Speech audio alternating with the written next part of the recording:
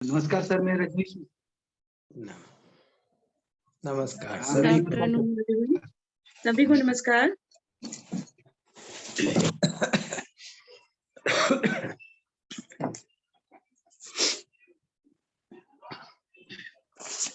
इस पाठ्यक्रम के चतुर्थ दिवस के चतुर्थ सत्र में आप सभी का मैं पूजा कुमारी स्वागत करती हूँ।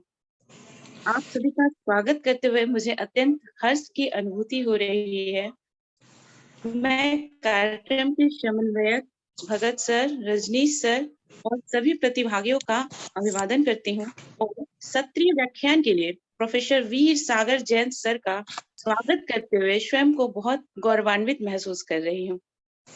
HRDC JNU हमारे समन्वयक सर और सभी प्रतिभागियों की ओर से मैं सर जैन सर आपका अभिनंदन और स्वागत करती हूँ एवं आभासी पटल पर अभिवादन रूपी शब्द के पुष्प गुच्छ से मैं आपका अभिनंदन करती हूँ। मुझे बहुत हर्ष हो रहा है कि मुझे आपका परिचय देने का यह सौभाग्य प्राप्त हुआ है। सर, जैन दर्शन के विद्वान प्रोफेसर वीर सागर जैन सर हिंदी, संस्कृत, आंग्ल, प्राकृत, अपभ्रंश, गुजराती एवं राजस्थानी भाषाओं के ज्ञाता हैं। प्रोफेसर जैन सर को ऋषभदेव, महावीर, पुष्पदंत भूतबली, उमा स्वामी, वात्सल्य रत्नाकर, ब्रह्म गुलाल, गुरु गोपाल दास बरैया, अहिंसा इंटरनेशनल जैन साहित्य पुरस्कार प्राप्त हैं। इन्हें व्यक्तित्व की सहजता और अपने विद्यार्थियों के प्रति स्नेहपूर्ण व्यवहार के कारण श्रेष्ठ शिक्षक सम्मान से भी सम्मानित किया गया है। प्रोफेसर जैन सर ने लगभग 40 पुस्तकों के लेखन एवं 150 शोध पत्रों के संपादन से दर्शन साहित्य जगत को और भी समृद्ध किया है और जैन दर्शन से संबंधित विचारों का जो प्रवाह इनके पुस्तकों और लेखनों में मिलता है वो किसी भी जैन के प्रति जिज्ञासुओं के लिए बहुत अत्यंत ही महत्वपूर्ण है। संप्रति प्रोफेसर जैन सर श्री लाल बहादुर शास्त्री राष्ट्रीय संस्कृत विश्वविद्यालय में जैन दर्शन विभाग में कार्यरत हैं। अब मैं सर से आग्रह करती हूँ कि सर अपने शब्दों से जैन तत्व मीमांसा पर प्रकाश डालें और अपने शब्द प्रवाह से हम लोगों के मन के विचारों जो जैन के प्रति तत्व मीमांसा विचारों के प्रति जो हमारे प्रश्न है और उनके उत्तर है आप उनका निराकरण करें। धन्यवाद सर। अब मैं आपको आमंत्रित करती हूँ सत्रीय व्याख्यान के लिए। धन्यवाद सर।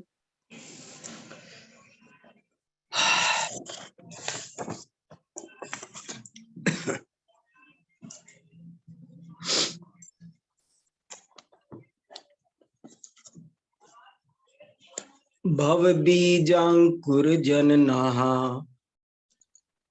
रागाद्याक्षयमुपगता यस्य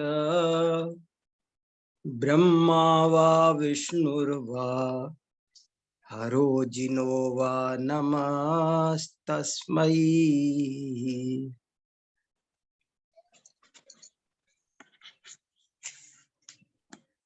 सभी को मैं हृदय से नमस्कार करता हूं। सबसे पहले रजनीश मिश्रा जी, पूजा कुमारी जी और देश के कोने कोने से जुड़े हुए दर्शन शास्त्र के विद्वान प्रतिभागीगण, सभी को मेरा बहुत ही प्रेम से आदर से मैं सभी को सबसे पहले प्रणाम करता हूं। बंधुओं, आज मेरा विषय है जैन तत्व मीमांसा।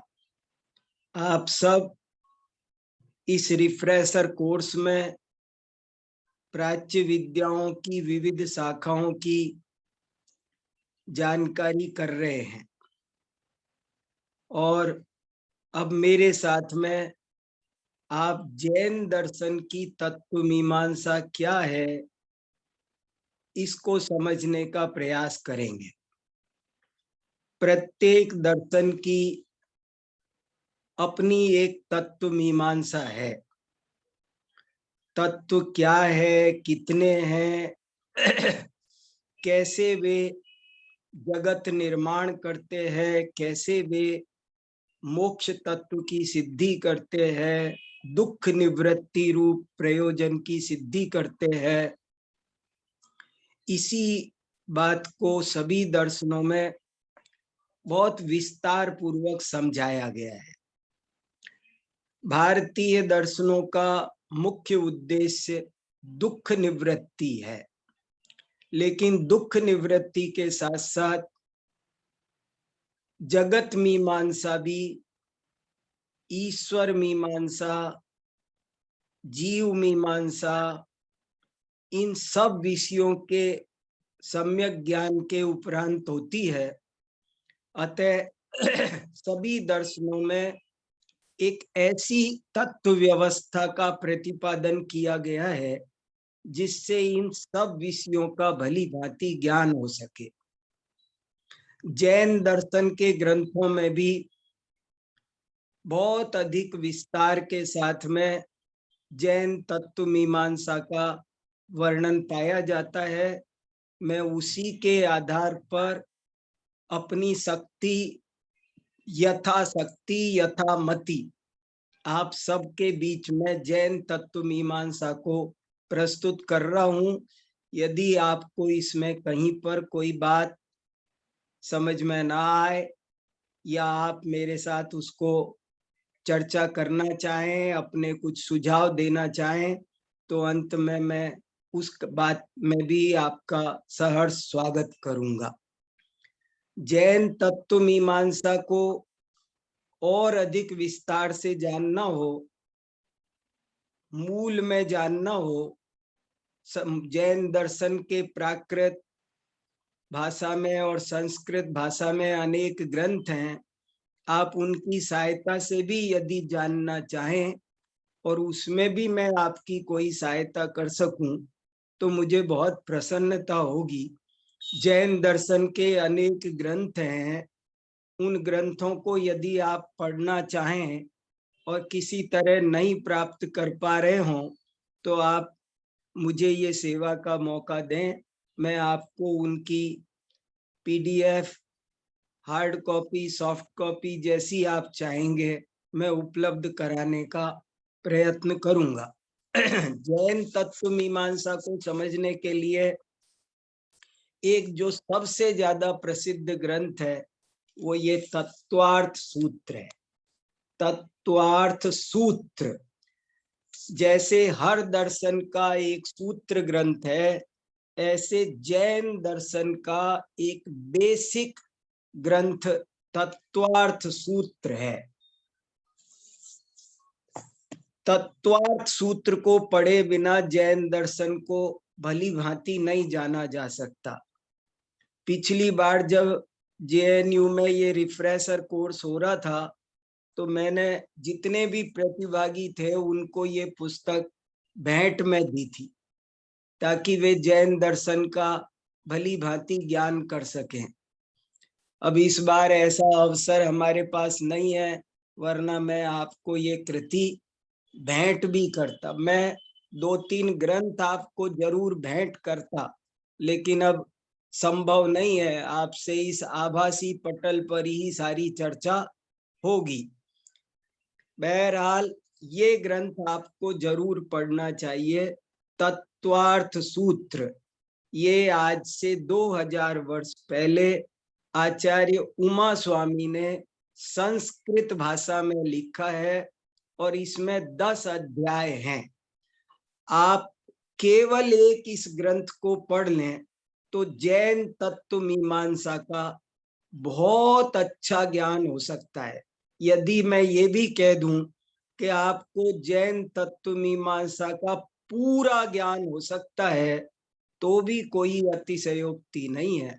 अनेक बार ICPR इस तत्वार्थ सूत्र पर वर्कशॉप करती है। इस तत्वार्थ सूत्र का नाम ही तत्वार्थ सूत्र इसलिए है क्योंकि ये जैन तत्व मीमांसा को समझाता है। तत्वार्थ सूत्र, सूत्र शैली में ये जैन दर्शन की तत्व व्यवस्था को समझाता है। इस ग्रंथ पर आज की तारीख में 1000 टीकाएं उपलब्ध है।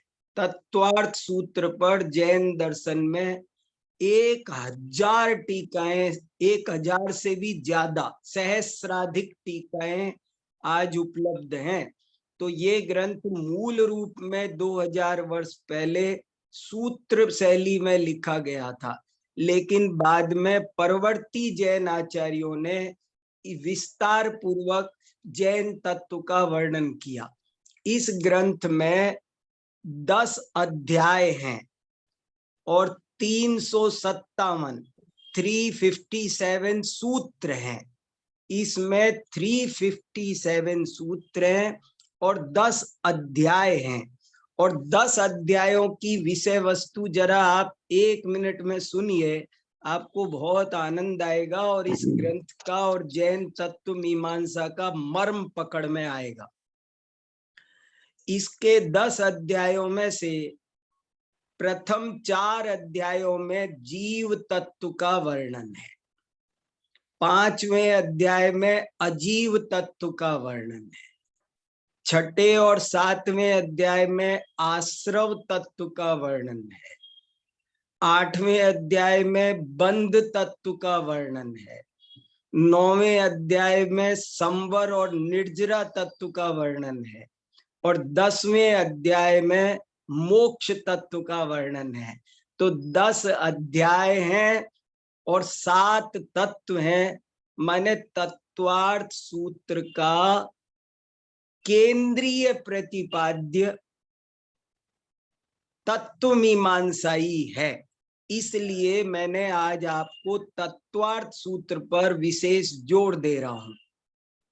और ये स्पष्ट हो गया कि जैन दर्शन के अनुसार 7 तत्व हैं कुल मिलाकर, जो जगत मीमांसा को भी स्पष्ट करते हैं और मोक्ष रूप प्रयोजन की सिद्धि की व्यवस्था को भी स्पष्ट करते हैं।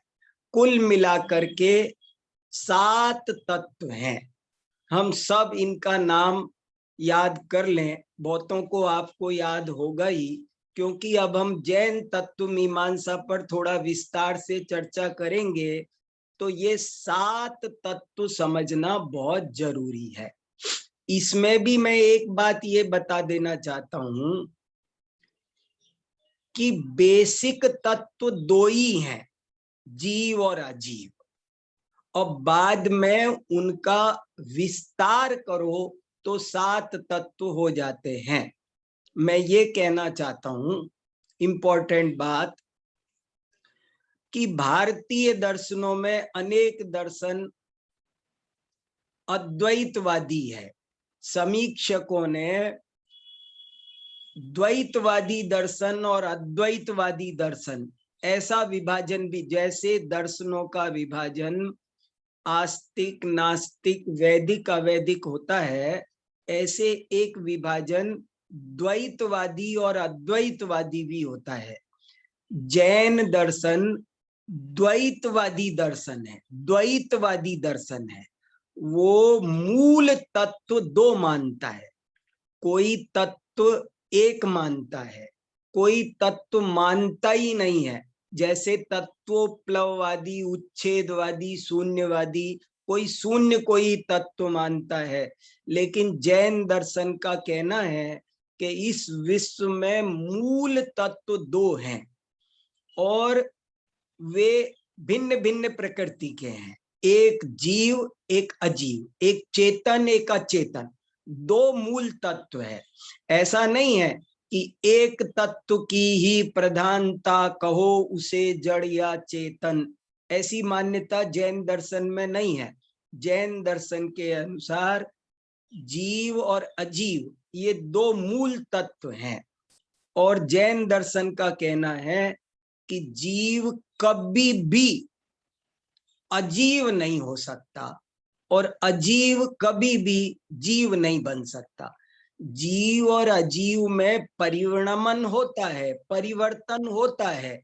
सब परिवर्तन होने के बाद भी ऐसा दिन कभी न, जैसे एक मनुष्य देव बन सकता है, एक मनुष्य नरक में जा सकता है, एक मनुष्य कुत्ता बिल्ली गधा घोड़ा सब बन सकता है, लेकिन एक जीव मरकर कभी पुद्गल नहीं बन सकता, कभी अचेतन पदार्थ नहीं बन सकता। वो ऐसे ही अचेतन पदार्थ, ये गिलास कुछ भी हो, लेकिन ये जीव नहीं बन सकता, और कोई जीव कभी भी गिलास नहीं बन सकता। कहने का मतलब ये है, जीव कभी भी अजीव नहीं बन सकता और अजीव कभी भी जीव नहीं बन सकता।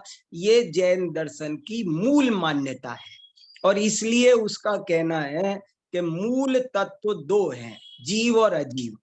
और फिर इसी को समझने के लिए पूरी और सारी मीमांसा को, पूरी दार्शनिक चर्चा को समझने के लिए इसका विस्तार किया गया और कहा गया कि तत्व 7 होते हैं, जीव अजीव आश्रव बंध संवर निर्जरा और मोक्ष। ये 7 तत्व है। एक बार फिर से बोल देता हूं, जीव अजीव आश्रव बंध संवर निर्जरा और मोक्ष, ये 7 तत्व हैं। कहीं कहीं आपको किसी जैन ग्रंथ में या किसी अन्य दर्शन के ग्रंथ में जैन दर्शन के 9 तत्व होते हैं, ऐसा भी पढ़ने मिल सकता है। तो आप घबराना नहीं, 7 तत्व में ही जब पुण्य और पाप इन दो को और जोड़ देते हैं तो नव तत्व भी कहते हैं। विवाद में नहीं, आपको कोई भ्रम ना हो, इसलिए मैंने दोनों बातें बताई। आपसे कभी पूछा जाए कि जैन दर्शन में कितने तत्व हैं, तो आप बता सकते हैं मूल तत्व 2 हैं। विस्तार करके समझें तो 7 है, और विस्तार करके समझें तो 9 है, और विस्तार करके समझें तो अनंत हैं। जैन दर्शन ने एक और बड़ी बात कही है कि किसी भी चीज के भेद करना हो तो वो भेद या ज्यादा से ज्यादा करो तो अनंत भेद हो सकते हैं, हर चीज के अनंत भेद हो सकते हैं। जितनी वस्तुएं हैं उतने ही तत्व हैं। लोक में, इस विश्व में अनंत वस्तुएं हैं और सभी अपने अपने में तत्व हैं, इसलिए अनंत भी हैं। लेकिन अनंत को कहना, समझना, समझाना कठिन है, इसलिए अनंत की चर्चा करना उचित नहीं। तो चर्चा हो सकती है मध्य मार्ग से, चर्चा मध्य मार्ग से हो सकती है, और वो मध्य मार्ग है तत्व 7 होते हैं।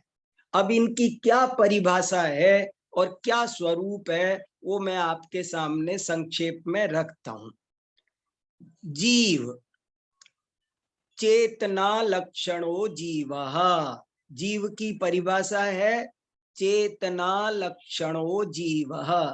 जैन दर्शन का कहना है कि जिसमें चेतना पाई जाती है, चेतना माने ज्ञान, दर्शन, सुख दुख, जिसमें संवेदनशीलता पाई जाती है, जिसमें कॉन्सियसनेस पाई जाती है, उसे जीव कहते हैं। चेतना लक्षणो जीवः।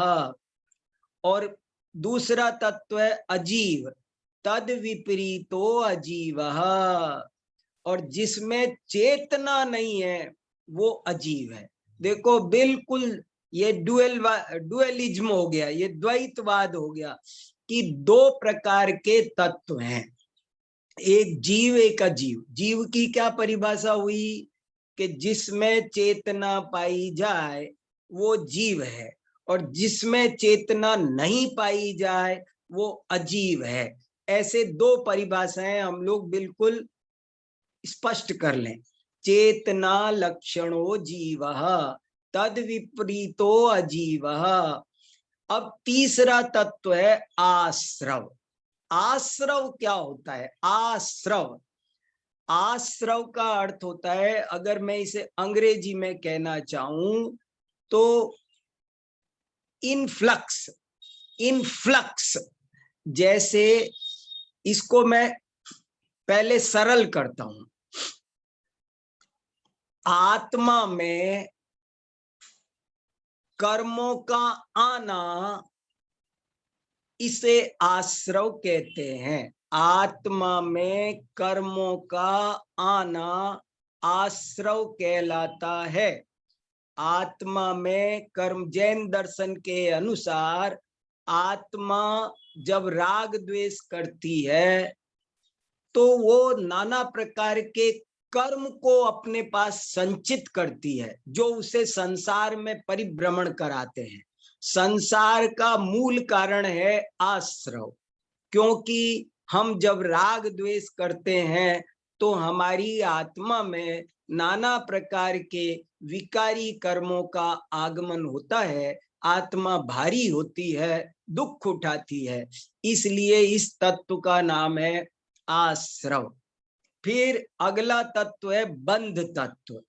आत्मा में कर्मों का आना, लेकिन आने के बाद में उनका वहीं पर बस जाना, एक लंबे काल के लिए टिक जाना, इसका नाम है बंध तत्व। आत्मा में कर्मों का आना वो आश्रव है, और आकर लंबे काल के लिए टिक जाना, इसका नाम है बंध। फिर अगला तत्व है संवर। संवर, संवर तत्व का मतलब होता है नए कर्मों का आना, रुकना। नए कर्म नहीं आते। आत्मा जाग जाता है कि मैं क्या गलती कर रहा था, राग द्वेष कर रहा था, कर्म आ रहे थे, अब मेरे को राग द्वेष नहीं करना है। और जब वो राग द्वेष नहीं करता है तो नए कर्म नहीं आते हैं। नए कर्म नहीं आना, इसका नाम है संवर।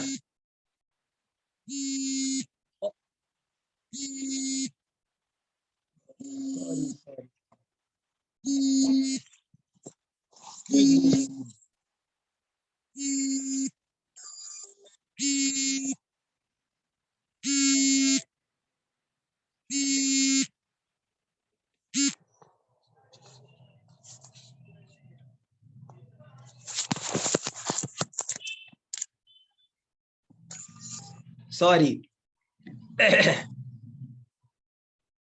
आत्मा में कर्मों का आना, रुकना, इसका नाम है संवर। फिर जो आत्मा में कर्म आए होते हैं उनका बाहर निकलना, इसका नाम है निर्जरा। बाहर निकलना, निर्जरा, इसका नाम है ये निर्जरा। देखो, चेतना लक्षणो जीवः तद विपरीतो अजीवः, और आत्मकर्मणो आत्मनि कर्मणः आगमनम आश्रवः। आत्मकर्मणो अन्योन्यानुप्रवेशात्मको बंधः, और आश्रव निरोध संवरः। और एक देश कर्म छह लक्षणा निर्जरा। और मोक्ष क्या है? कृत्स्न कर्म विप्रमोक्षो मोक्ष। सर्व कर्मों से आत्मा रहित हो जाए तप आदि के द्वारा, तो इस अवस्था का नाम है, इस तत्व का नाम है मोक्ष। ऐसे 7 तत्व है: जीव, अजीव, आश्रव, बंध, संवर, निर्जरा और मोक्ष। इन 7 तत्वों की बेसिक कंसेप्ट हमारे चित्त में रहनी चाहिए, ताकि आगे की चर्चा हमको समझ में आ सके। भले 1 मिनट लगेगा, मैं फिर से दोहरा देता हूं, बहुत इंपॉर्टेंट है। जैन दर्शन के अनुसार 7 तत्व हैं। जीव, अजीव, आश्रव, बंध, संवर, निर्जरा और मोक्ष। इनमें से जो चेतना वाली वस्तु है उसको जीव तत्व कहते हैं, और जो चेतना से रहित वस्तुएं हैं उनको अजीव तत्व कहते हैं। आत्मा में कर्मों का आना आश्रव कहलाता है, और आकर उन कर्मों का एक लंबे काल तक के लिए आत्मा में ही टिक जाना, बस जाना, रुक जाना, उसका नाम बंध तत्व है। जब आत्मा जागृत हो जाए और नए कर्म ना आए तो उसका नाम होता है संवर, संवर। और जब आत्मा उन कर्मों को धीरे धीरे खाली भी करने लगे तो उसका नाम होता है निर्जरा। और जब संपूर्ण कर्मों को खाली कर दे, वो जन्म मरण के चक्र से मुक्त हो जाए, तो इस तत्व को कहते हैं मोक्ष तत्व। मोक्ष। ऐसे 7 तत्व हैं: जीव, अजीव, आश्रव, बंध, संवर। मेरे को ध्यान नहीं रहा, मैं आपको एक छोटा सा पीपीटी बना देता तो अच्छा रहता, 7 तत्वों के नाम और परिभाषा सबको मिल जाते तो अच्छा। ये कठिन जो शब्द, कहीं कोई कंफ्यूजन नहीं होता। संवर, आश्रव, इनके सही उच्चारण आ जाते तो अच्छा था। खैर मैं कोशिश करता हूं। देखो, तो ये 7 तत्व हैं। और एक बहुत बढ़िया जैन शास्त्रों में दृष्टांत मिलता है 7 तत्व को समझने के लिए। एक बहुत सुंदर दृष्टांत है। आज आप इस दृष्टांत को सुन लेंगे तो जीवन में कभी भी जैन तत्व मीमांसा को नहीं भूलेंगे। जैन तत्व मीमांसा को आप कभी नहीं भूलेंगे। आप एक दृष्टांत जैन ग्रंथों में, इस ग्रंथ में ही मिलता है। इस ग्रंथ के में एक दृष्टांत है, वो आपको सुनाता हूं। बहुत सुंदर दृष्टांत है। एक गांव में, एक छोटे से विलेज में एक आदमी रहता था, और वो आदमी रोजाना अपने गांव से दूर देखता था तो उसे नदी के पार एक सुंदर शहर दिखाई देता था। सुंदर सिटी, बहुत बढ़िया, भव्य, बढ़िया लाइट थी, बहुत बढ़िया सिटी वो देखता था। रोज अपने घर के ऊपर चढ़ता था और वो सिटी देखता था। सोचता था, मैं कब जाऊंगा इस सिटी में, कैसे जाऊंगा। लेकिन गांव के पास में नदी बहती थी एक, उस नदी को पार करना पॉसिबल नहीं था, इसलिए वो वहां नहीं जा पा रहा था। लेकिन रोज सोचता था, मैं कब जाऊंगा, वो तो बहुत सुंदर सिटी है, यहाँ गांव में तो बहुत दुख है, यहाँ तो बड़ी प्रॉब्लम्स हैं, मैं इस प्रॉब्लम से कब निकलूंगा और कब मैं वो उस बहुत अच्छी सिटी में जाके रहने लगूंगा, मैं वहां जाना चाहता हूँ।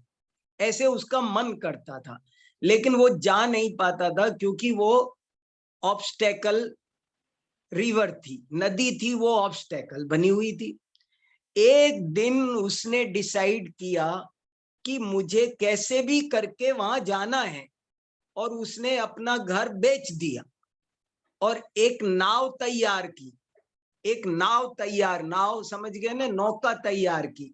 और एक नौका तैयार करके वो अपने घर को बेच के उसका कुछ थोड़ा सा रुपया पैसा, एक छोटा सा बैग बना के, एक लगेज बना के, अपना जरूरी सामान सब छोड़ के सारा गांव अपना लगेज लिया थोड़ा सा और नाव में बैठ गया, मैं तो जाऊंगा उस सिटी में।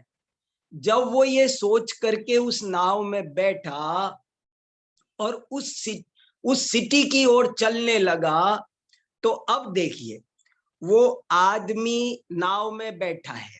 अब यहां से 7 तत्व लगाइए। वो जो आदमी है वो है जीव तत्व, उसका जो इंपॉर्टेंट लगेज है वो है अजीव तत्व।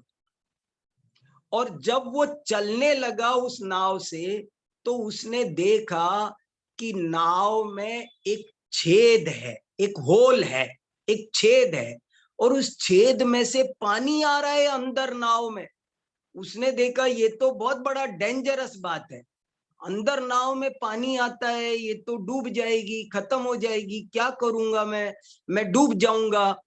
तो वो पानी आ रहा था, इसका नाम आश्रव तत्व। उस होल में से पानी आना, इसका नाम आश्रव तत्व।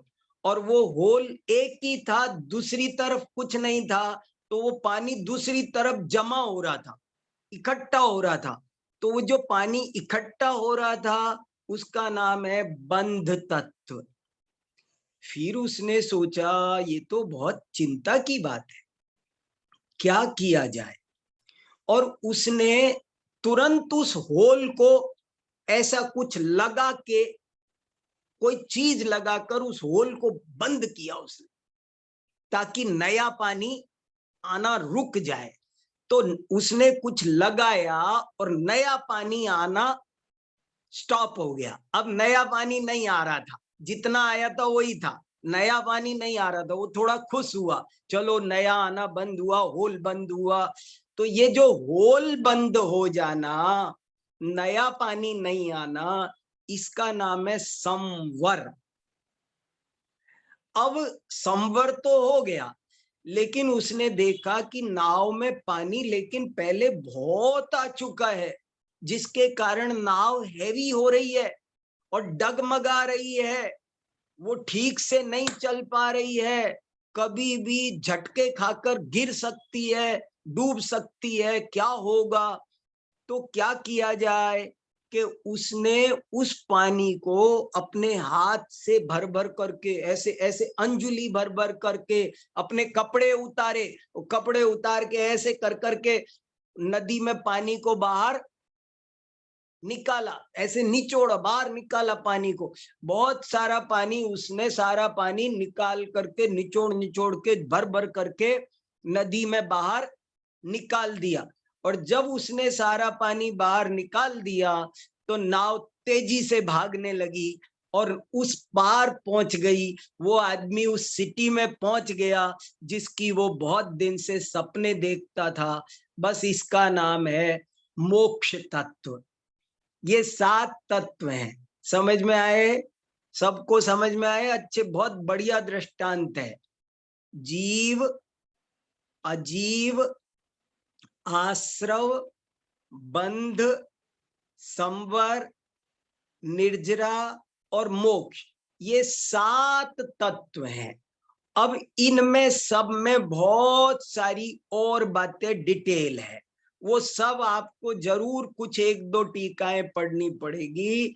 आपको जिसको पढ़ने का मन हो वो मुझे बता देना, मुझे मैसेज करोगे तो मैं आपको पीडीएफ भेज दूंगा।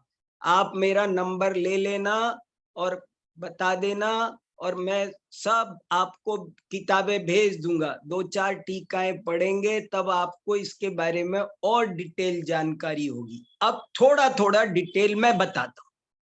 जैसे नंबर 1, पहला तत्व जीव तत्व। जीव तत्व की परिभाषा तो मैंने आपको बता दी, लेकिन अब उसके बारे में जैन दर्शन बहुत डिटेल में बताता है।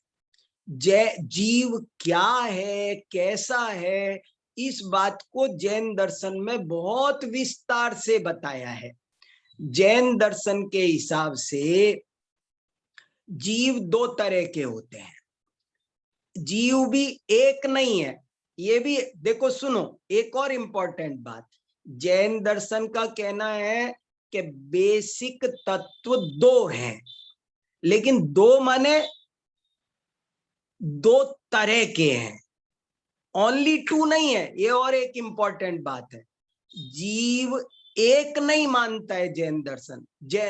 कई दर्शन जैसा कहते हैं कि जीव तो एक है, और हम जैसे वेदांत दर्शन कहता है कि जीव एक है और बाकी हम सब आप क्या हैं, उसी के विवर्त हैं। वो कहता है चंद्रमा एक है और 10 कटोरियों में वो 10 दिखता है, ऐसे जैन दर्शन नहीं मानता है। जैन दर्शन का मानना है कि सब जीव अलग अलग सेपरेट हैं, स्वतंत्र हैं। मैं स्वतंत्र हूं, आप स्वतंत्र हो। क्यों? जैन दर्शन का क्या लॉजिक है? वो कहता है यदि जीव एक ही हो तो एक व्यक्ति दुखी है, दूसरा सुखी है। ऐसा कैसे? यदि जीव एक होते तो सब एक साथ दुखी होते, सब एक साथ सुखी होते। एक सो जाता है, दूसरा जगता रहता है। ये ऐसा क्यों होता है? एक को भूख लग रही है, एक का पेट भरा हुआ है, एक तृप्त है। इससे सिद्ध होता है कि जीव सब न्यारे न्यारे स्वतंत्र हैं, बहुत सारे हैं। और क्या मानता है कि जीव दो तरह के हैं, संसारी और मुक्त। जीव बाई नेचर सब एक से हैं। मैंने इस विषय पर पूरी एक किताब लिखी है। एक किताब मैंने पूरी की पूरी जैन दर्शन में जीव का स्वरूप, आत्मा का स्वरूप। जीव और आत्मा जैन दर्शन में पर्यायवाची हैं, ये याद रखना। जीव को ही जैन दर्शन में आत्मा कहा है। आत्मा और जीव अलग अलग नहीं है। इतनी सी बात है कि मेरा जीव, आत्मा सिर्फ सेल्फ वाचक है। मेरा जीव सो आत्मा, सीधी सी बात है।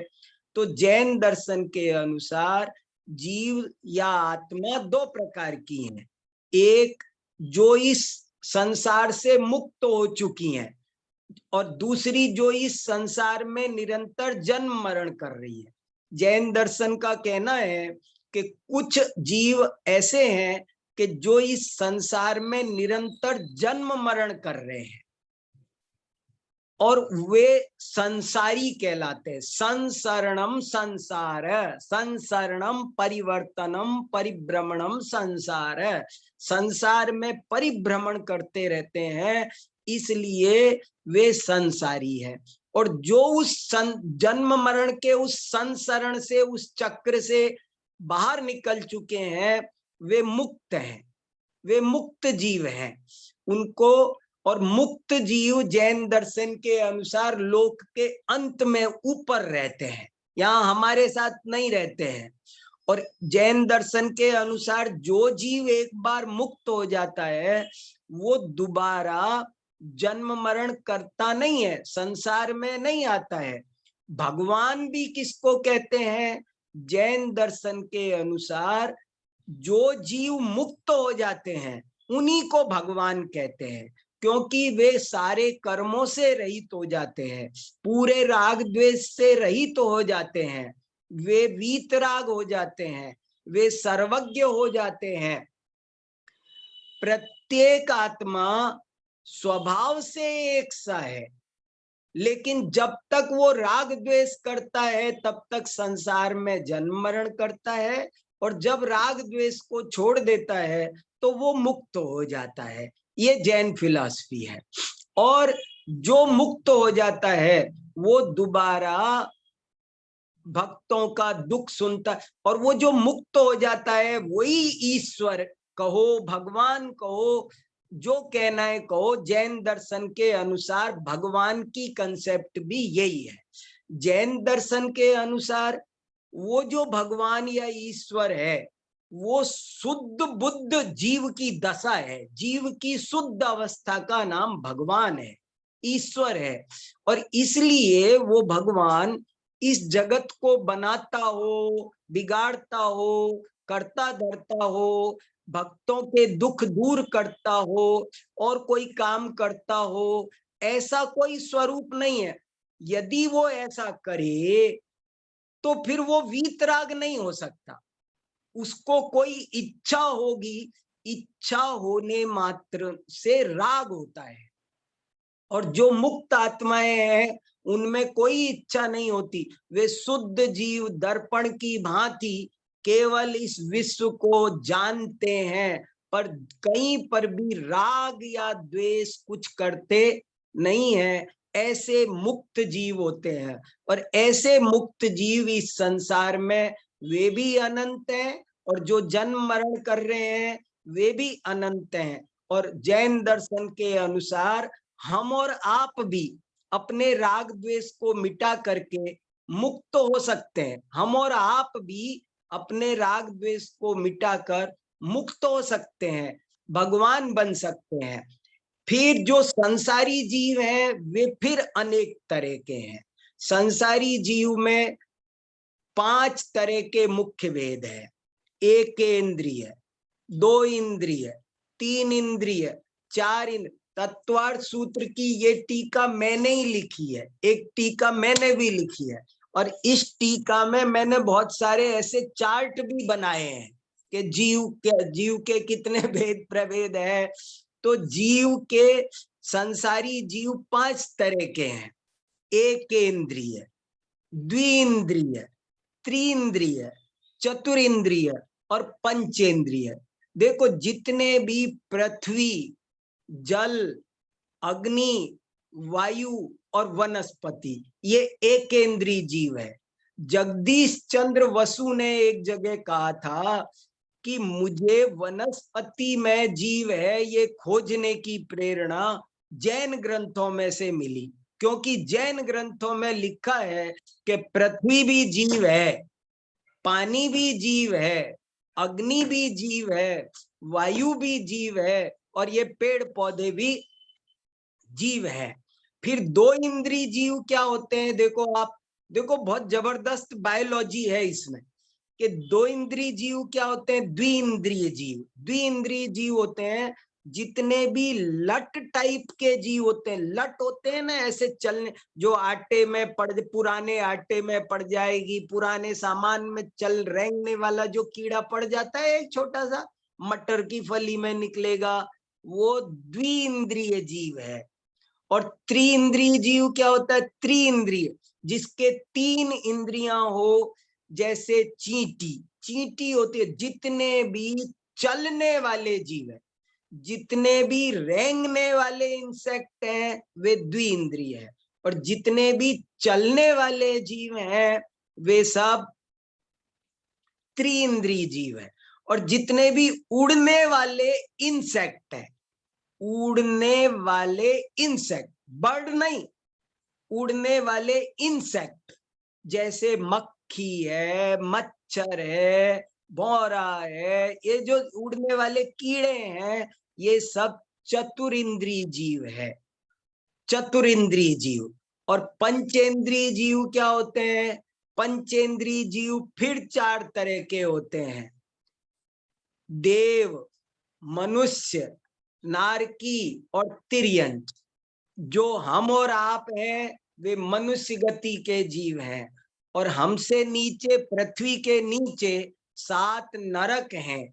उन नरकों में जो जीव रहते हैं वे पंचेंद्रिय नारकी हैं, पाप कर्म का फल भोगते हैं। और इस पृथ्वी यहाँ ऊपर स्वर्ग हैं, स्वर्गों में देव रहते हैं, वे भी पंचेंद्रिय जीव हैं, पुण्य कर्मों का फल भोगते हैं। लेकिन वे संसार से मुक्त नहीं है, वे भी अभी संसार, पुण्य, पाप पुण्य के फल से परिभ्रमण कर रहे हैं। और तिर्यंच माने जितने भी पशु पक्षी हैं वे सब तिर्यंच हैं। इस तरह ये जीव तत्व की बहुत सारी बातें हैं।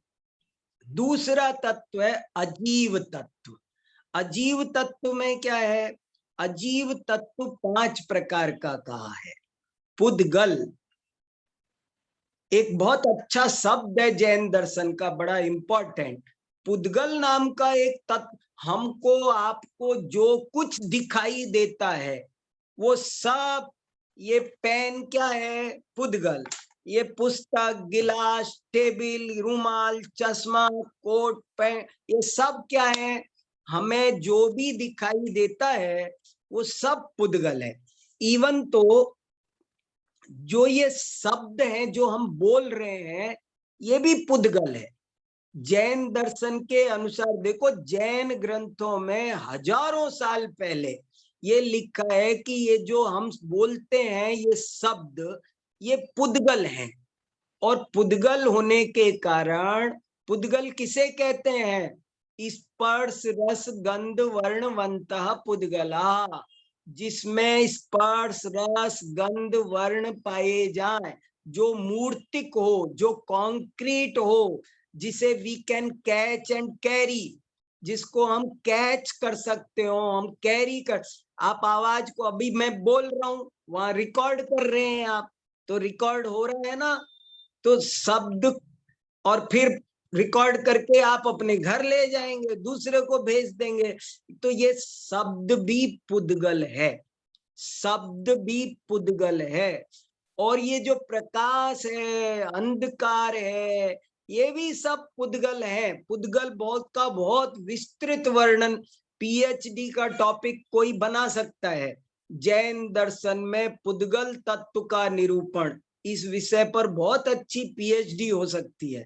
जैन दर्शन में पुद्गल तत्व बहुत विस्तृत वर्णन है, कैसे पुद्गल बिखरता है, कैसे मिलता है, क्या क्या उसमें और प्रॉपर्टीज होती हैं, ये उत्पाद क्या है, व्यय क्या है, द्रव्य क्या है, इन सब का वर्णन आपको जैन ग्रंथों में बहुत विस्तार से मिलेगा। तो ये दूसरा, अजीव तत्व के 5 भेद हैं। एक का नाम है पुद्गल, दूसरे का नाम है धर्म, तीसरे का नाम है, ये वो धर्म नहीं है जिसको रिलीजन कहते हैं, ये धर्म नहीं है, बल्कि जैन दर्शन का कहना है कि इस दुनिया में कोई एक ऐसा, वो अमूर्तिक है, हमें आंख से नहीं दिखाई दे सकता, कोई इंस्ट्रूमेंट उसे नहीं पकड़ पाएगा, वो नॉन कॉन्क्रीट है, उसे कोई साइंस भी, हाँ साइंस उसको कुछ ईथर टाइप का शब्द आया है साइंस में, साइंस भी ऐसा मानता है कि एक ईथर नाम का तत्व ऐसा होता है कि जो पदार्थों के आवागमन में निमित्त बनता है। तो ये धर्म द्रव्य है, वो पदार्थों के आवागमन में निमित्त बनता है। एक होता है अधर्म द्रव्य, वो पदार्थों के रुकने में निमित्त, जैसे समझो ट्रेन चलती है तो उसमें पटरियां निमित्त होती है, बिना पटरियों के ट्रेन नहीं चल सकती। मछली चलती है तो वो पानी में ही चलती है, बिना पानी के नहीं चल सकती। तो पानी मछली के लिए एक प्रकार से धर्म द्रव्य के समान है, पटरियां ट्रेन के लिए एक तरह से धर्म द्रव्य के समान है, और फिर उसका रुकना, उसका नाम अधर्म द्रव्य है। मानो कोई यात्री चल रहा है और चलते चलते पेड़ की छाया आई तो उसने सोचा ओ हो रुक जाता हूं थोड़ी देर के लिए, रेस्ट कर ली, तो वो अधर्म द्रव्य उसके लिए हो गया।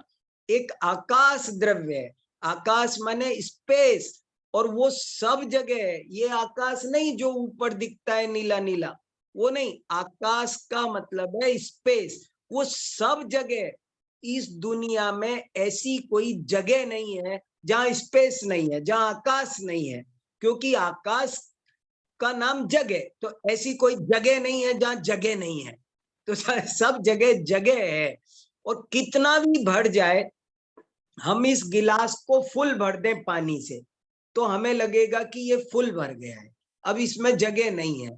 लेकिन ये हमारा स्थूल दृष्टि है जिससे हमको समझ में नहीं आता।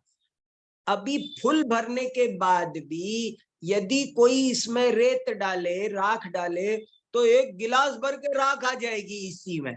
इसका मतलब है इसमें स्पेस बाकी था, और फुल होने के बाद नहीं, अभी भी वो फुल नहीं हुआ है, अभी भी उसमें कोई दूसरी चीज भरी जा सकती है, आलपिन लगाई जा सकती है उसमें भी। कहने का मतलब ये है कि हमेशा हर जगह आकाश या स्पेस रहता ही है, तो वो आकाश द्रव्य है। फिर होता है एक काल द्रव्य, जैन दर्शन के अनुसार एक ऐसी चीज है जो हम सबको परिवर्तनशील बनाए हुए है, हम सबका परिवर्तन उससे जाना जाता है। कितनी भी बढ़िया चीज हो, लेकिन हम देखते हैं कैसी भी संसार की एक भी वस्तु ऐसी नहीं है जो एक समय भी बिना परिवर्तन के रहती हो। वो परिवर्तन हमें पकड़ने में कभी कभी देर लग जाती है। हम सोचते हैं ये पुस्तक जैसी मैं लेकर आया था वैसी की वैसी है, 4 दिन बाद भी हमको फर्क नजर नहीं आता, लेकिन 15 दिन बाद पता चलता है कि इसके कागज पीले पड़ गए हैं, खराब होने लगी है। तो ये एकाएक नहीं हुई है, वो रेगुलरली वो हो रही है। तो इसका नाम है काल द्रव्य। तो ऐसे अजीव तत्व के 5 भेद हैं, पुद्गल, धर्म, अधर्म, आकाश, काल। फिर आश्रव तत्व आश्रव तत्व के 2 भेद है, शुभ आश्रव, अशुभ आश्रव, या दूसरे भाषा में कहें तो एक पुण्य आश्रव, एक पाप आश्रव। जब हम अच्छे कार्य करते हैं तो पुण्य आश्रव होता है, हम दान दें, परोपकार करें, दया करें, जीव दया करें, तो पुण्य कर्म का आश्रय होता है। और जब हम गलत काम करें, हिंसा करें, झूठ बोलें, चोरी करें, तो उस समय पाप का आश्रय होता है। तो आश्रव के 2 भेद पुण्य आश्रय और पाप आश्रय। और इसी तरह बंध के भी 2 भेद है, शुभ बंध, अशुभ बंध, पुण्य बंध, पाप बंध। हम जब गलत कार्य करते हैं, हिंसा, झूठ, चोरी, कुशील, परिग्रह, ये 5 पाप बताए हैं जैन दर्शन में। इन पापों को जब हम में प्रवृत्ति करते हैं तो अशुभ कर्मों का बंध होता है। और जब हम अच्छे काम, दया, दान, परोपकार आदि के करते हैं तो पुण्य का बंध होता है। जैसा कर्म हम बांधते हैं वैसा ही कर्म हमारे जीवन में उदय में आता है। ये जैन दर्शन की कर्म फिलॉसफी भी बड़ी विस्तृत है, बहुत गहरी है। जैन दर्शन में सैकड़ों ग्रंथ कर्म फिलॉसफी पर लिखे गए हैं।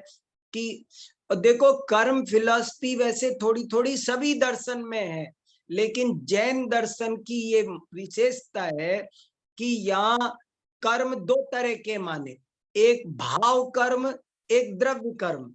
आत्मा जब बुरे विचार करती है तो वो भाव कर्म है, लेकिन उस समय आत्मा पर कोई पुद्गल परमाणु भी आकर के चिपकते हैं, वो द्रव्य कर्म है। ऐसी कंसेप्ट है।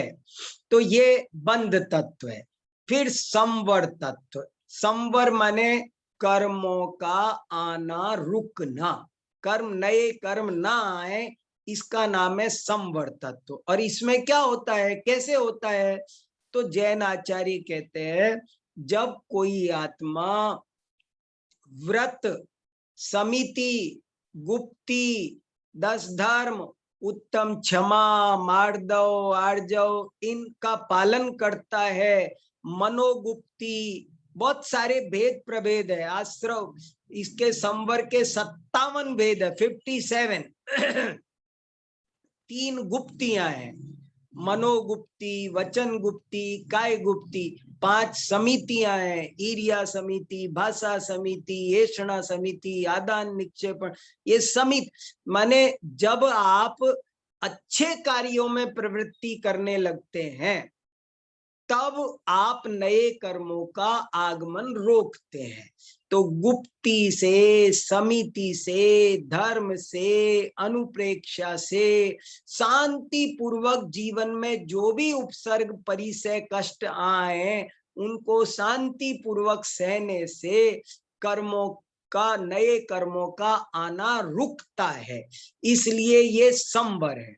और निर्जरा, निर्जरा में क्या होता है, कर्मों का खिरना, कर्मों का झड़ना, नष्ट होना, कर्म झड़ना शुरू हो जाए। तो कैसे कर्म झड़ते हैं, तो साफ साफ कहा कि तपसा निर्जरा, तप से निर्जरा होती है। कर्मों की आत्मा अनादि काल से संसार में भटकते हुए जो कर्म संचित करता है, उन कर्मों को वो तप करके, तप का भी जैन दर्शन में बहुत विस्तृत वर्णन है, स्वतंत्र ग्रंथ मिलते हैं इस पर भी। 12 प्रकार के तप होते हैं, अनशन, अवमौदर्य, वृत्ति परिसंख्यान, रस परित्याग, क्या गिनाऊं आपको। इन सब पर बहुत शांति से अपन चर्चा करें, स्वतंत्र टॉपिक हो तो, तब ये विषय समझ में आए। तप का भी बहुत इंपॉर्टेंट टॉपिक है जैन दर्शन में, तप की अवधारणा। इस विषय पर भी किसी को रिसर्च करनी चाहिए, तुलनात्मक अध्ययन हो जैन दर्शन के तप का क्या वैशिष्ट है, तो बहुत सामग्री मौजूद है। तो ऐसे करके तप के द्वारा कर्मों की निर्जरा होती है, और जब कर्मों की निर्जरा होते होते होते होते एक दिन ऐसी स्थिति आती है कि आत्मा पूरी तरह अपने ध्यान में लीन हो जाता है। देखो, तप में एक ध्यान तप भी है, जो 12 प्रकार के तप मैं बता रहा हूं ना आपको, इन 12 प्रकार के तपों में एक सर्वश्रेष्ठ तप का नाम है ध्यान। जैन दर्शन में ध्यान योग पर 300-400 ग्रंथ मिलते हैं, तो उस ध्यान का बहुत विस्तृत वर्णन है, और उस ध्यान के द्वारा कर्मों की निर्जरा होती है।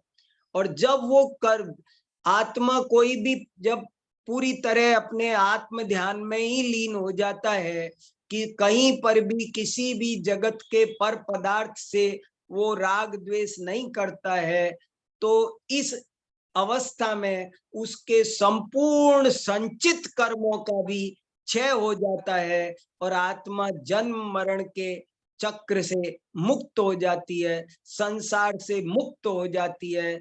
इसका नाम मोक्ष तत्व है, मोक्ष तत्व। तो इस और उस मोक्ष दशा में के बारे में बहुत विस्तार से जैन ग्रंथों में चर्चा आई है कि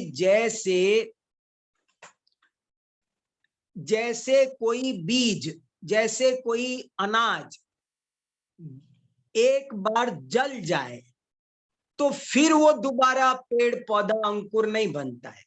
जब तक वो कच्चा है तब तक उसको बोने से फिर बीज से वृक्ष, वृक्ष से बीज, ये परंपरा है, ये साइकिल चलती रहती है। लेकिन जब बीज जल जाए तो फिर उस बीज को जले हुए, सिके हुए, भुने हुए बीज से फिर वृक्ष की उत्पत्ति नहीं हो सकती है। इसलिए ये बात समझना जरूरी है।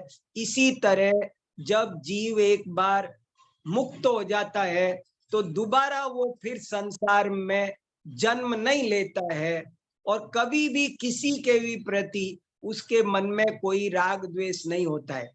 जैन दर्शन के अनुसार इस जगत का सारा कार्य वैज्ञानिक नियमों से होता है।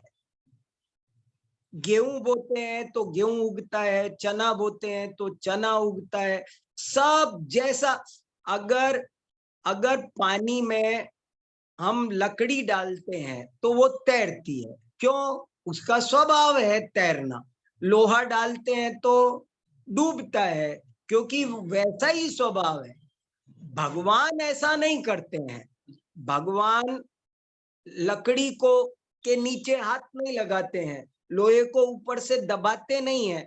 इसलिए जैन दर्शन की ईश्वर मीमांसा, जैन दर्शन की जगत मीमांसा, जैन दर्शन का संपूर्ण मुक्ति मार्ग, जैन दर्शन का पूरा कर्म सिद्धांत, ये सब जैन तत्व मीमांसा समझने से स्पष्ट हो जाते हैं। इसलिए इस जैन तत्व मीमांसा को आप सबको, हमको थोड़ा, मैं कितने वर्षों से जैन तत्व मीमांसा पढ़ता हूं, लेकिन अभी भी मुझे नई नई बातें इसमें मिलती है। मैं इसके अध्ययन में गहराई में जाता रहता हूं, तो आप सब भी इसमें और गहराई में जाएं। मेरे ख्याल से अब आप लोग थोड़ी सी चर्चा करें तो मुझे ज्यादा आनंद आएगा। अपना जो समय था व्याख्यान का वो पूरा हुआ। मैंने 60 मिनट आपको जैन तत्व मीमांसा पर बोल लिया है। अब मैं चाहता हूं कि आप लोग थोड़ी चर्चा करें, जो आपका सिस्टम है उस अनुसार। आप सभी का स्वागत है। बहुत नमस्ते बहुत सर। धन्यवाद सर। जी नमस्ते। बहुत बहुत सर धन्यवाद मेरी एक सर। छोटी सी जिज्ञासा है। हाँ बोलिए, आराम से बोलिए। हाँ सर आपने जैन दर्शन कुमार पे जी। बहुत ही अच्छा सुंदर व्याख्यान दिया। बहुत सारी हाँ। नई चीजें पता चली, पहले इतना ज्यादा नहीं जाना था। हाँ सर मेरा छोटी सी जिज्ञासा ये है, हाँ जैसे जैन दर्शन में आपने बताया कि हाँ ईश्वर जो है, जो मुक्त जीव होते हैं वही हाँ जो है वहाँ भगवान बन जाते हैं, जी हाँ उन्हीं को भगवान कहा गया है। जी मेरा प्रश्न सर ये है, जैसे मान लीजिए मनुष्य कर्म करते हैं, हाँ कर्म कर्म के अनुसार उनको जो है फिर अगले मतलब उनके कर्म जो हैं जो करते हैं, हाँ। तो उन कर्मों का उनको फल कौन देता है, जब ईश्वर का कोई कंसेप्ट है ही नहीं तो? बहुत बढ़िया, बहुत बढ़िया। कर्मों का फल उन्हें अपने आप मिलता है। कर्म का नाम कर्म ही इसलिए है, वो स्वतः फलित होता है। जैसे आपने आम का बीज बो दिया, अब आम कौन देता है? पेड़ जब देता है। आपने आम का बीज लगा दिया तो अब आम देने वाला कौन है? वो बीज अपने आप स्वतः फलित होता है। देखो ये ऐसी व्यवस्था है, इस पर थोड़ा सा चिंतन करेंगे ना तो सब समझ में आएगा। जैसे एक व्यक्ति ऐसे काम करता है, मान लो बहुत क्रोध करता है, बहुत हिंसा करता है, वैसी भाव रखता है, तो उसे जो अगला जन्म मिलेगा वो ऑटोमेटिकली ऐसा ही मिलेगा, जहां वो क्रूर बने, हिंसक बने, शेर बने, ऐसा ही स्वरूप है। जैसा जैसा जो जैसे जैसे भाव करता है वैसे वैसे भाव स्वयमेव फल, कोई करता नहीं है, ये व्यवस्था है ऐसी ही। ऐसा जैन दर्शन का मानना है। नहीं सर, जैसे और में जैसे ये कहा जाता है कि ईश्वर जो है उसको वैसा हाँ फल वही देगा। मैंने मैं कहा कि मानता हूँ मैं, जैन जैसे दर्शन अदृष्ट ऐसा नहीं अदृष्ट मानता कोई कि ईश्वर शक्ति है वो करता है, उसको फल देता है, तो ऐसा जैन दर्शन में नहीं मानते हैं? नहीं मानता। Okay sir, thank you. Jain दर्शन ऐसा नहीं मानता कि उन कर्मों का फल देने के लिए कोई ईश्वर शामिल होता है। क्यों? उसने इस बारे में बहुत विस्तार से उत्तर दिया है कि ऐसा करने में अनेक दोष आते हैं। एक तो वो ईश्वर वीतराग शुद्ध बुद्ध नहीं सिद्ध होता है, वो रागी द्वेषी शुद्ध हो जाता है। ठीक है सर, थैंक यू सर। जी हाँ जी हाँ नमस्कार सर। जी। सर से पहले तो आपको बहुत बहुत धन्यवाद, आपने जैन दर्शन को इतना सरल तरीके से बताया है कि बिल्कुल समझ में आ गया। इस जिज्ञासा थी कि जैन दर्शन में जो नवधा भक्ति की बात की गई है वो मुझे बहुत समझ में नहीं आया सर, थोड़ा प्रकाश डाल दीजिए। बहुत अच्छा।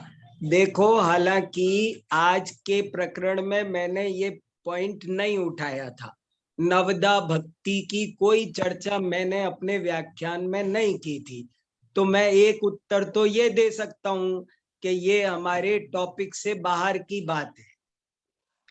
लेकिन फिर भी आपने पूछा है तो मैं बहुत संक्षेप में आपको उसका उत्तर दे देता हूं। जैन धर्म में जो साधु होते हैं, मुनि होते हैं, वे जब कहीं किसी गृहस्थ के यहाँ भोजन करने जाते हैं तो गृहस्थ उनकी 9 प्रकार से भक्ति करता है, उसका नाम नवधा भक्ति है।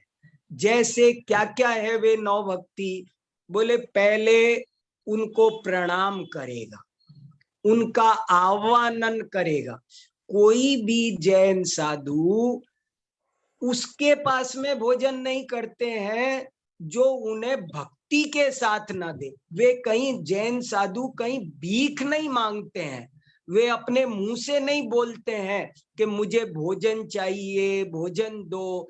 जैन साधु को कोई गृहस्थ उनके दरवाजे से गुजरे तो वो गृहस्थ उनसे प्रार्थना करता है, हाथ जोड़ता है, प्रणाम करता है और उनसे कहता है कि हे गुरुदेव पधारो, आहार जल शुद्ध है।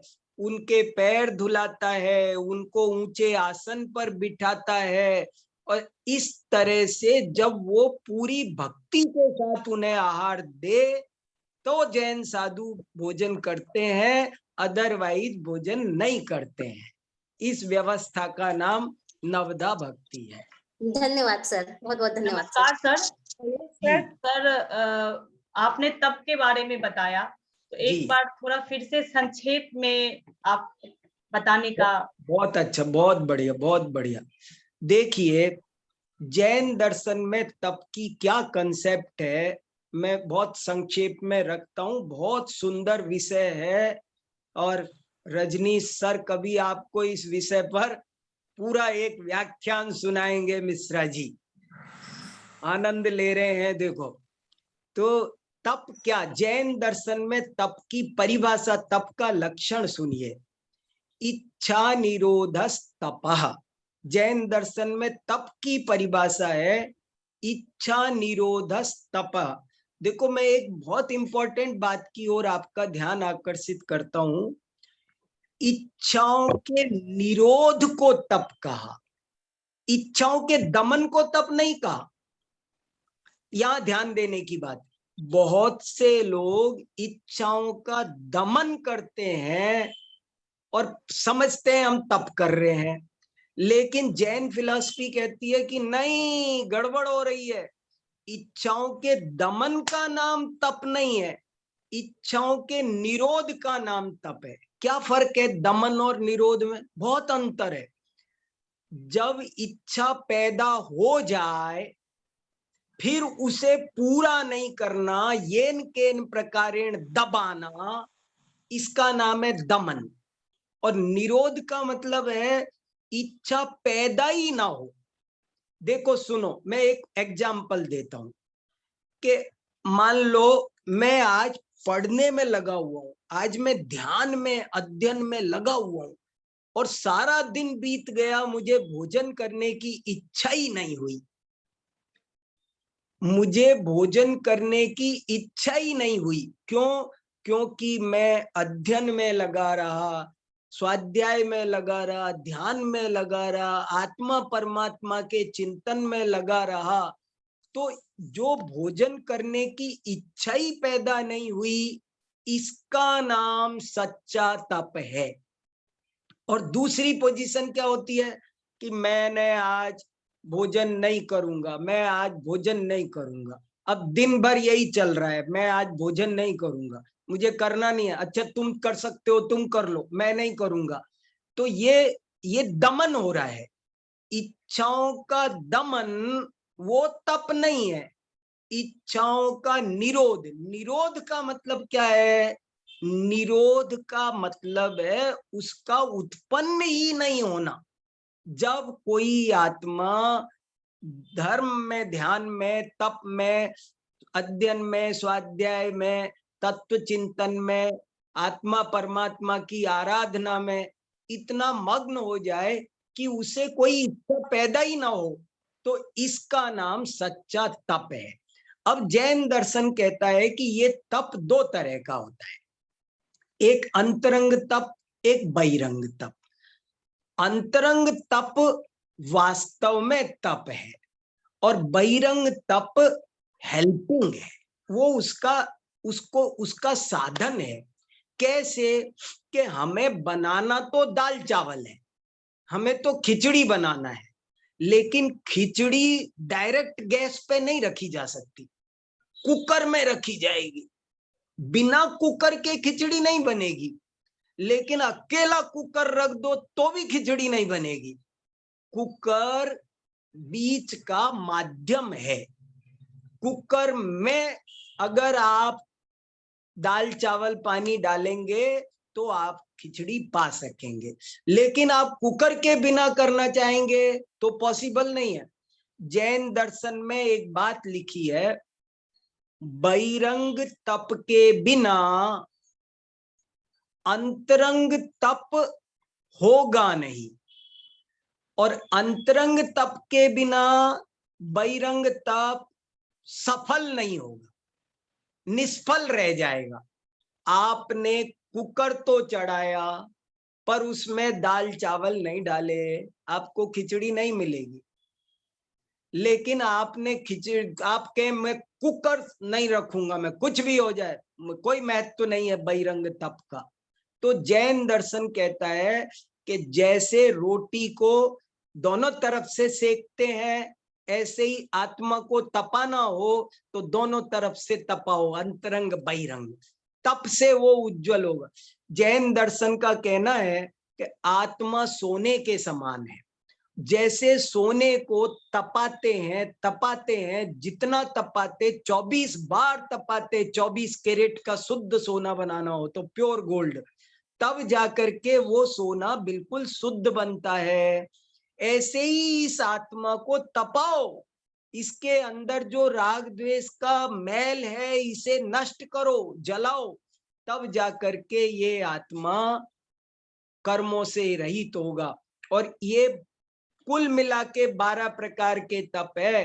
अनशन, अवमोदर्य, वृत्ति परिसंख्यान, रस परित्याग, विविक्त सह्यासन, कायक क्लेश, प्रायश्चित्त, विनय, वैयावृत्त, स्वाध्याय, व्युत्सर्ग और ध्यान, ये 12 प्रकार के तप हैं।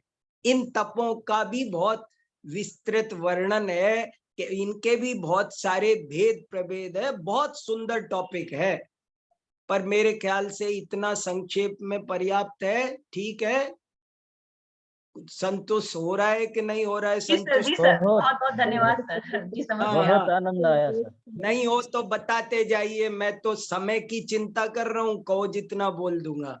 और तो तब बहुत पर बहुत और अभी 1 बहुत घंटा बढ़िया। बोल देंगे। Sir, बोलो। sir, kindly clear regarding theory of causation in Jainism. हाँ, कारण का कार्य सिद्धांत में जैनों ने क्या कहा है? जैन धर्म क्या बताता है? कारण कार्य सिद्धांत। जी सर। देखो, कारण कार्य सिद्धांत के बारे में भी जैन दर्शन की पहली कंसेप्ट तो अभी आपके सामने स्पष्ट हो गई कि जैन दर्शन जगत के कार्यों का कारण ईश्वर को नहीं मानता। Number 1, point number 1 important. फिर कार्य कारण कैसे होता है, कैसे कार्य होता है, तो जैन दर्शन में इसकी बहुत विस्तृत चर्चा, एक पंच समवाय नाम का सिद्धांत है। 5 चीजें मिलती है तब जाकर के, हाँ बिल्कुल, जैन दर्शन एवं योग दर्शन में जो निरोध की व्यवस्था है वो नाम बराबर है। परिभाषा में चित्त वृत्ति निरोध, एक प्रश्न पूछा है कि जैन दर्शन में भी निरोध शब्द आ रहा है और योग दर्शन में भी निरोध शब्द आ रहा है, योगस चित्त वृत्ति निरोधा, और यहाँ भी आ रहा है इच्छा निरोधस तपः। तो मैं समझता हूं, जहां तक मुझे ज्ञान है, दोनों शब्दों का तो एक ही अर्थ है, दोनों का भाव अभिप्राय मुझे तो एक ही लगता है। फिर भी मैं योग दर्शन का अधिकृत व्यक्ति नहीं, इसलिए वहां कोई विशेष अर्थ होगा तो वो कोई योग दर्शन के विद्वान बता सकते हैं। लेकिन मैं जहां तक, जितना मैं दर्शन शास्त्र को पढ़ा हूं, उसमें मैं ये समझता हूं कि वो भी यही कहना चाहते हैं, चित्त वृत्तियों के निरोध का नाम योग है, और यहाँ भी वही बात है, इच्छाओं के निरोध का नाम तप है। हम बात कर रहे थे कारण कार्य मीमांसा की। जैन दर्शन में 2 कारण मुख्य माने हैं, एक निमित्त कारण, एक उपादान कारण। निमित्त उपादान, जैन दर्शन की कारण कार्य व्यवस्था को समझने के लिए 2 शब्द समझना जरूरी है। जैन दर्शन का कहना है संसार का कोई भी कार्य 2 कारण मिले तभी होता है, उसके बिना नहीं होता। बिना 2 कारण के मिले कभी कोई काम होता नहीं है।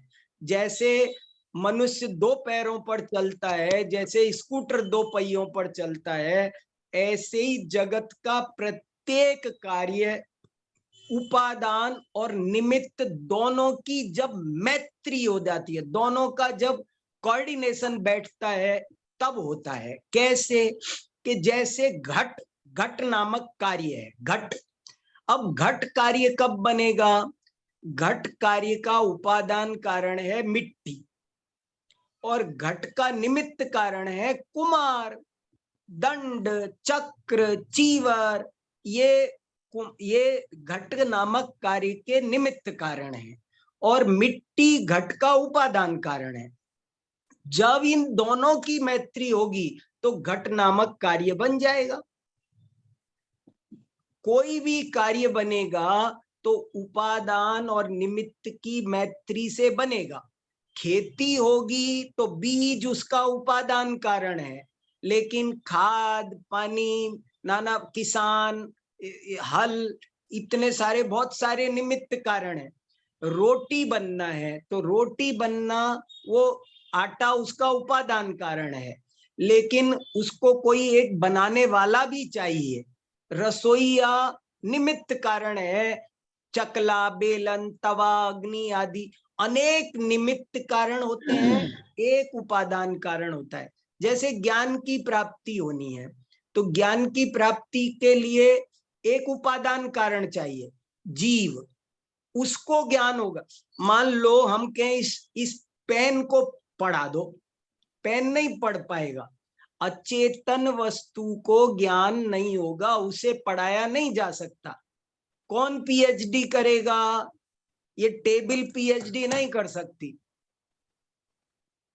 कोई व्यक्ति जीव पीएचडी करेगा और उसके लिए गाइड चाहिए।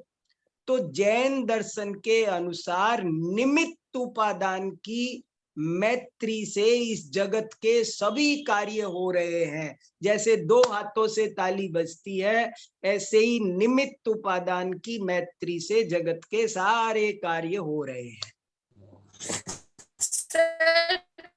सत्कारवाद के अंदर आएगा या असत्कारवाद के अंदर आएगा? प्रत्यक्षा जी एक दफे फिर से बोलना, थोड़ी आवाज डिस्टर्ब रही प्लीज। सर ये सत्कारवाद, सर ये कॉन्सेप्ट सत्कारवाद में सत्कार्यवाद, असत्कार्यवाद नहीं कह सकते। सुनो सुनो सुनो, ये बहुत इंपॉर्टेंट बात आपने कही है। अच्छा हुआ, इस बहाने मैं आपको जैन दर्शन की एक बहुत महत्वपूर्ण विशेषता बताता हूँ। कुछ दर्शन सत्कार्यवादी हैं, कुछ दर्शन असत कार्यवादी हैं, लेकिन जैन दर्शन स्यादवादी है। जैन दर्शन बहुत इंपॉर्टेंट बात है, जो अभी तक आश्चर्य है कि मैंने इतनी देर आपके साथ चर्चा कर ली और अभी तक जय स्यादवाद की बात नहीं की। ये एक आश्चर्य है कि जैन दर्शन का उत्तर, हर प्रश्न का उत्तर वो स्यादवाद से देता है। कार्य सत्य है या असत? सत कार्यवाद कहता है कि घट पहले से मिट्टी में विद्यमान है, वो उसका केवल आविर्भाव हुआ है। सांख्य दर्शन सत कार्यवादी है, उसका कहना है कि जैसे हम लाइट जलाते हैं, मान लो इस कमरे में ये टेबल रखी है, कंप्यूटर रखा है, तो ये जैसे ही लाइट जलाई तो दिख गया, तो कंप्यूटर आया नहीं है, वो केवल उसका प्रकाश हुआ है। तो सत कार्यवादी दर्शन कहते हैं कि कार्य पहले से विद्यमान रहता है, वो केवल उसका आविर्भाव होता है, वो केवल प्रकाशित होता है। और कुछ दर्शन असत कार्यवादी है, बौद्ध दर्शन क्षणिक कार्यवादी है, वो मानता है कि कार्य पहले था ही नहीं, वो निरन्वय नाश मानता है, निरन्वय उत्पाद मानता है। उसका कहना है कि कार्य एकदम नया पैदा हुआ है, पहले कुछ था ही नहीं। वो पहले कुछ मिट्टी की जितनी भी पूर्व पर्यायें थी, स्थास, कोस, कुसूल आदि, वे सब नष्ट हो गई और घट की पर्याय नई आई है। घट नामक कार्य एकदम नया है, असत है। लेकिन जैन दर्शन कहता है दोनों बातें अपेक्षा भेद से सही है। जैन दर्शन सापेक्षवादी है, वो कहता है एक ही व्यक्ति मोटा भी होता है, पतला भी होता है, एक की अपेक्षा मोटा है, दूसरे की अपेक्षा पतला है, लंबा भी।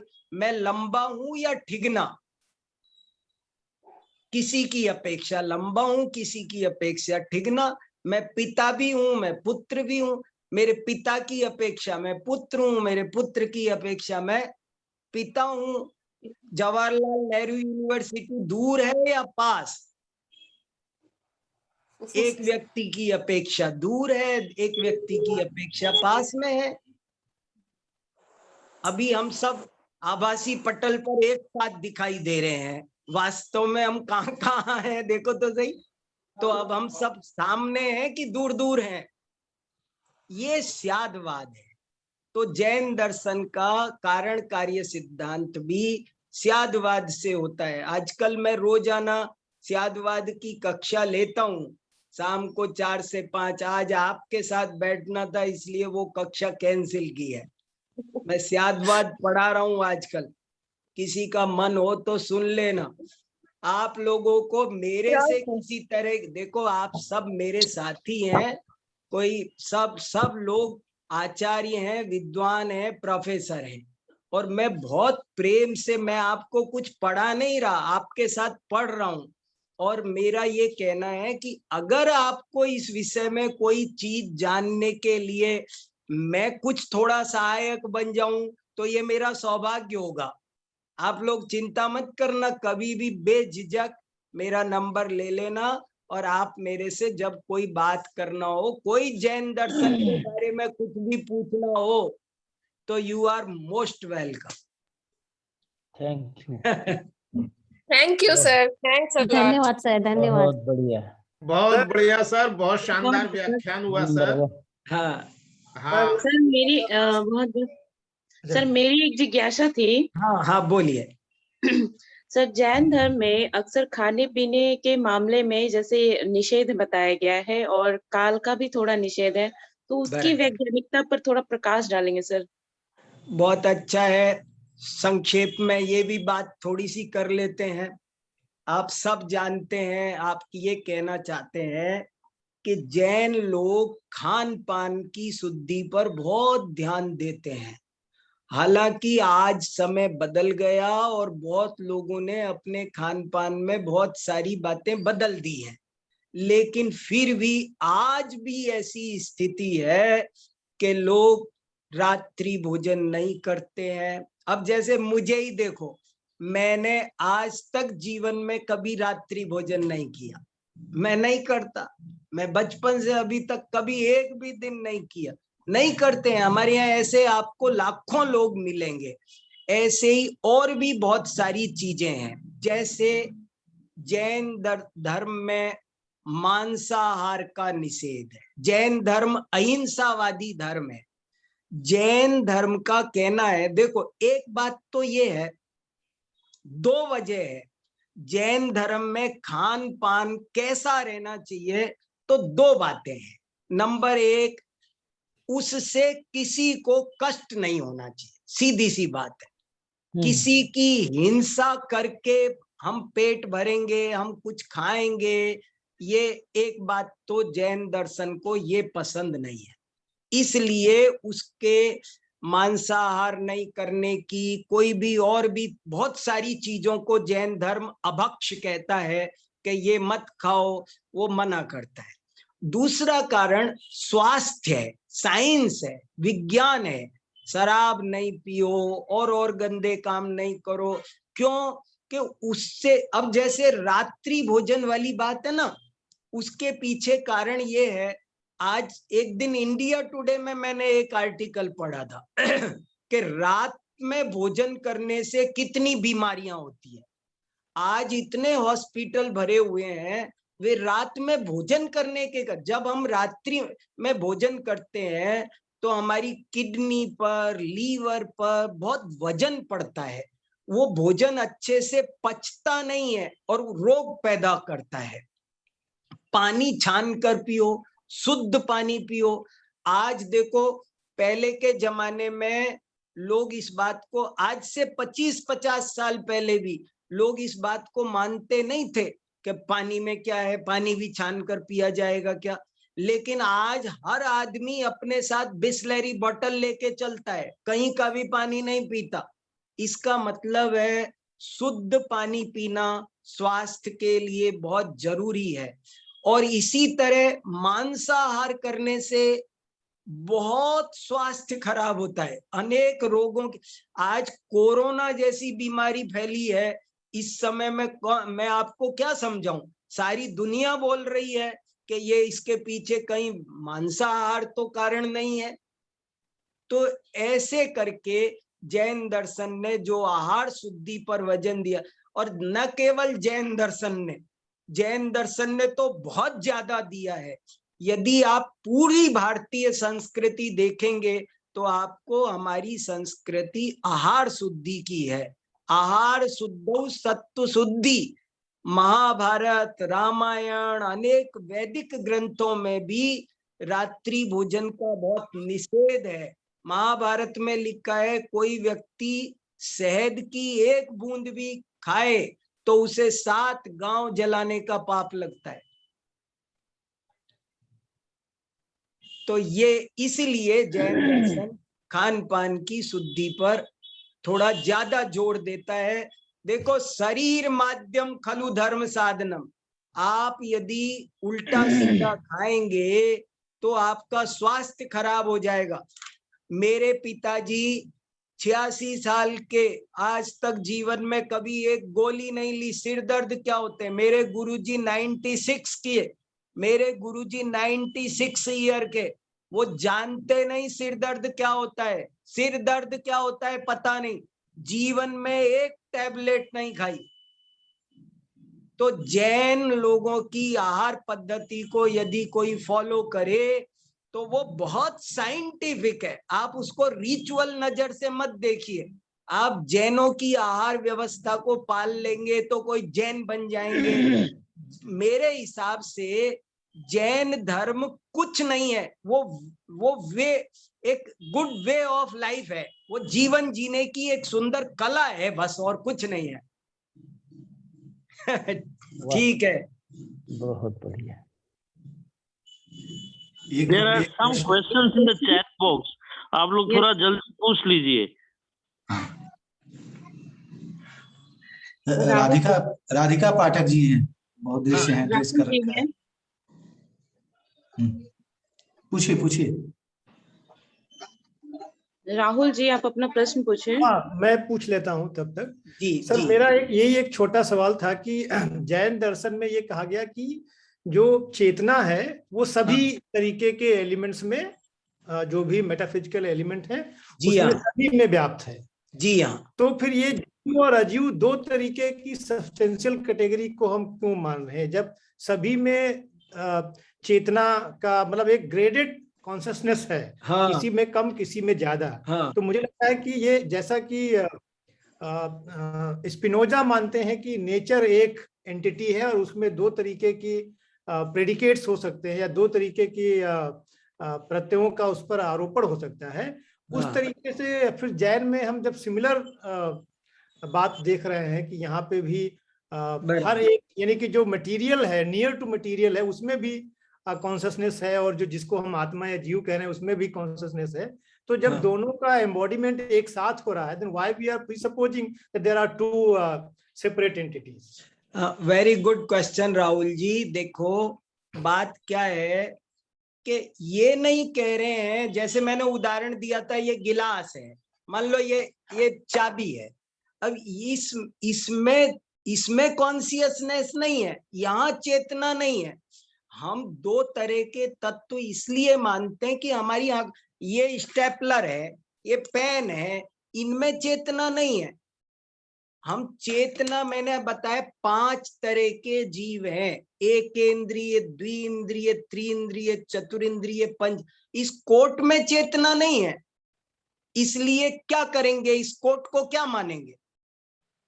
इसलिए जैन दर्शन 2 तत्व मानता है, एक जीव जिसमें चेतना है और एक ऐसे तत्व, ऐसे पदार्थ जिनमें चेतना नहीं है। जिनमें नहीं है वे अजीव हैं। कुछ क्लियर हुआ क्या? जैसे ये चश्मा है। Yes sir.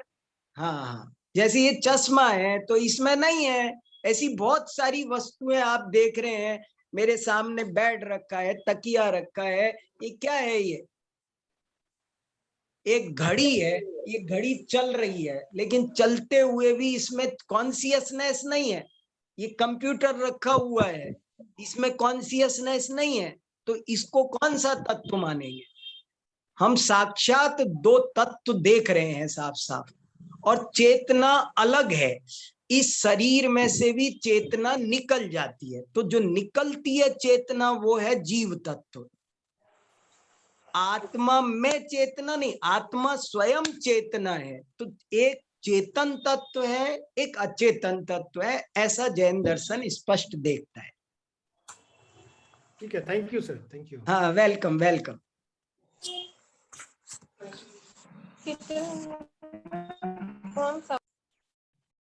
एक प्रश्न और है चैट बॉक्स में।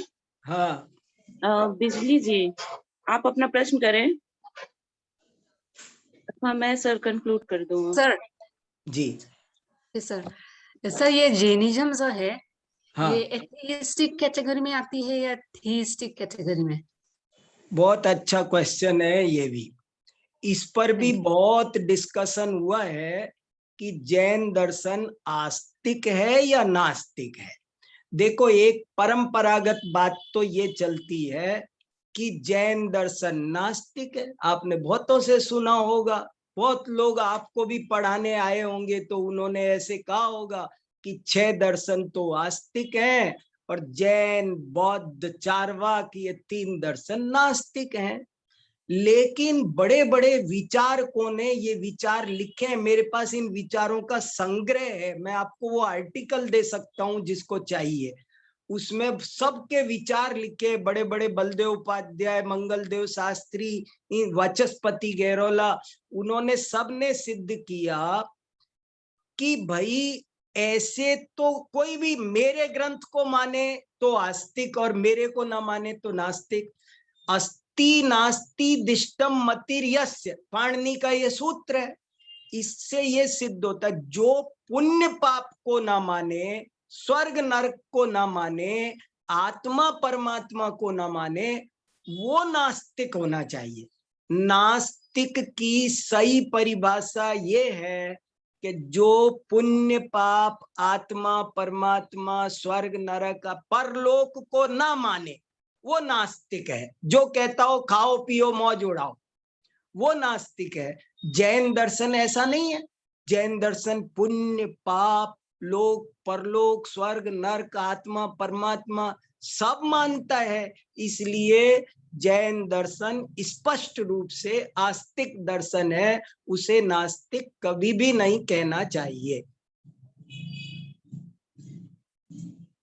Thank you so much sir. हाँ, वेलकम। बहुत बहुत धन्यवाद सर आपके इस अद्भुत वाचन के लिए। मैं कोटि से धन्यवाद करती हूँ सर, जो इतने गूढ़ विषय को सहज और सरल शब्दों में आपने प्रकाशित किया कि जिनको जैनिज्म पता ना हो या जिनको कम रुचि हो, वो भी आज से इसे बहुत अच्छे से समझने लगे हैं। और मैं सर इसे, आपने जो एक स्टेटमेंट कहा कि Jainism is not a religion, it is way of life, sir मैं इसे आज से जरूर अपनाऊंगी, इस कल्चर को, उनके और लाइफ स्टाइल को, ताकि सर जो आपने उदाहरण दिए कि दर्द का दवा ना लेना पड़े और इतने दीर्घायु और स्वस्थ जीवन जिया जा सके, तो ये सर आपने सहजी शब्दों में एक उदाहरण दे दिया कि इसको अपनाकर हम आज कोरोना के काल में स्वस्थ जीवन जी सकते हैं।